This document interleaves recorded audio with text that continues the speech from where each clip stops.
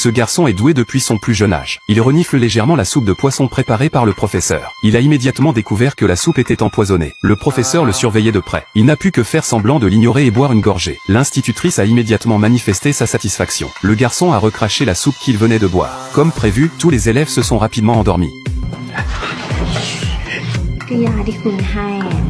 Le directeur et l'enseignante s'apprêtent à jouer au poker. Le garçon a volé leurs vêtements et a allumé un feu dans la cour. Ils ont vite senti l'odeur de brûlé. Quand ils se sont approchés de la fenêtre, il était trop tard. Le garçon a vu qu'il avait été découvert. Il a donc laissé tomber le reste de ses vêtements et s'est enfui, ignorant complètement le professeur qui courait. Il s'est ensuite précipité dans un train abandonné. Sans le vouloir, il est tombé sur le tueur qui s'occupait de la scène. Il a regardé la scène horrible qui se déroulait devant lui. Il s'est figé sur place. À ce moment-là, l'un des tueurs a vu qu'il avait été découvert. Il s'apprêtait à le tuer pour le faire taire. Mais le chef l'a arrêté à temps. Il a également fait signe au garçon de partir rapidement. Le garçon a eu tellement peur qu'il s'est enfui. Le tueur a dit qu'il n'aurait pas dû laisser de témoins. Mais le patron a dit que ce n'était qu'un enfant. Mais dès qu'il a dit ça, le garçon est soudain revenu, avec une boucle d'oreille de l'homme mort dans sa main. Il l'avait accidentellement laissé derrière eux. Le patron a regardé le garçon et a pensé à son talent. Il pensait qu'il était si méticuleux à un si jeune âge. Il a sorti une bouteille et lui a demandé d'en boire une gorgée. Le patron a trouvé le garçon intéressant. Il a appris que le garçon s'était échappé d'un orphelinat. Le patron voulait le prendre comme fils adoptif.